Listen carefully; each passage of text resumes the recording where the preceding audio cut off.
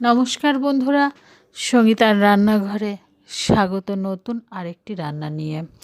আজ আমি তোমাদের সাথে শেয়ার করব খুবই কম সময়ে ভীষণ সহজ মশলা ছাড়া একটি রান্না, কিন্তু খেতে অসাধারণ। বেগুন দিয়ে পার্শে মাছের পাতলা ঝোল।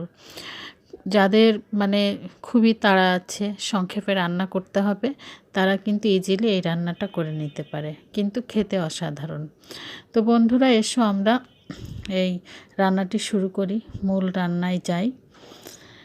তো তার জন্য আমি মাছগুলোকে কেটে ধুয়ে হলুদ লবণ মেখে রেখেছিলাম। মাছটা যদি কিছুক্ষণ আগে হলুদ লবণ মেখে রাখা হয়, মাছের মধ্যে হলুদ লবণটা যায়, খেতে ভালো লাগে। আর বেগুন, আমি দেশি বেগুন যেটা লম্বা, সেটাকে আমি কেটে নিয়েছি। এবার কড়াইতে তেল দিয়ে গরম হয়ে আছে, আমি এবার মাছটাকে ভেজে নিব। কারণ এই মাছটা একটু নরম থাকে, একটু ভেজে নিলে ভালো থাকে, না হলে ভেঙে যায়। এই জন্য মাছটাকে আমি মোটামুটি ভেজে নিব, মোটামুটি লাল লাল করে ভেজে নিব। আমি দেখিয়ে দিলাম যে কিভাবে ভেজেছি। এভাবে সমস্ত মাছগুলোকে আমি ভেজে তুলে নিব। আমার মাছ ভাজি হয়ে গেছে, আমি সবগুলোই তুলে নিলাম। তো এই তেলের মধ্যেই আমি বেগুনটাকে একটু হালকা ভেজে নিব। একটু লবণ দিয়ে দিলাম, পরিমাণ মতো একটু লবণ। আর এই পাতলা রান্নায় লবণ বেশি হলে কিন্তু খেতে ভালো লাগে না, এই জন্য পরিমাণ মতো লবণ দিতে হবে। আর সামান্য পরিমাণ হলুদ দিয়ে আমি বেগুনটাকে এভাবে ভেজে নিয়েছি। মোটামুটি আধা ভাজা হয়ে গেছে বেগুনটা। এবার কড়াইতে আমি কিছুটা পরিমাণ তেল দিয়ে দিলাম, সেটা তরকারি বুঝে দিতে হবে। আর দিয়ে দিলাম কিছুটা জিরে ফোড়ন, আর তার মধ্যে দুটো তেজপাতা আমি ছিঁড়ে দিয়ে দিলাম, সাথে দিয়ে দিলাম কিছু চেরা কাঁচা লঙ্কা। তারপরে দিয়ে দিলাম ভেজে রাখা মাছটা।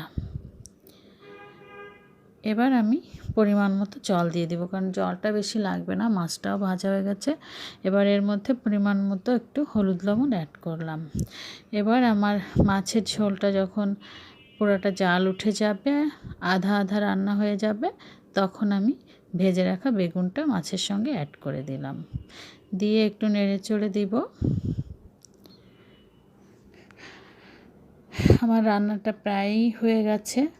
এবার আমি একটু ধনে জিরে ভেজে রেখেছিলাম, ডাস্ট পাউডার, সামান্য পরিমাণ একটু ধনে জিরের গুঁড়া, ভেজে রাখা গুঁড়া দিয়ে দিলাম।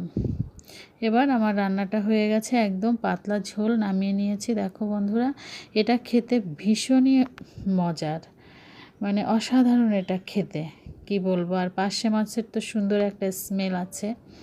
পার্শে মাছ যারা পছন্দ করে তারা জানে যে এটা খেতে কতটা টেস্টি হয়েছে।